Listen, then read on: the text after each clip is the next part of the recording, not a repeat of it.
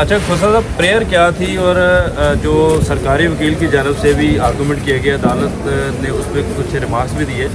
تو اب تک کی کیا کارروائی ہوئی ہے؟ دیکھیں، ہمارا اس میں نالش یہ تھی کہ یہ جو ہے جتنے بھی کیس درج ہوئے ہیں جس میں میں نامزد نہیں ہوں بطور ملزم کے،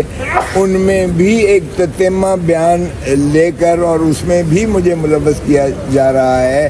اور جب میں کسی کیس میں سے ضمانت کروا کے آتا ہوں تو ایک اور کیس جو ہے وہ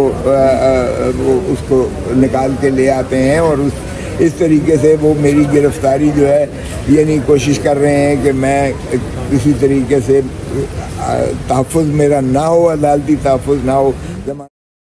السلام علیکم۔ عمران خان کو جیل میں ڈالنے کی جو کوششیں کی جا رہی تھی اور ابھی بھی کی جا رہی ہے،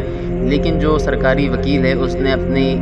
ایک ویڈیو میں کہا ہے کہ عمران خان کسی بھی حال میں کسی بھی صورت میں جیل نہیں جا سکتا ہے، کیونکہ اس کے خلاف کوئی ایک ایسا کیس نہیں ہے جو اس کے خلاف ہو کرپشن کا یا اس کے علاوہ کوئی بھی۔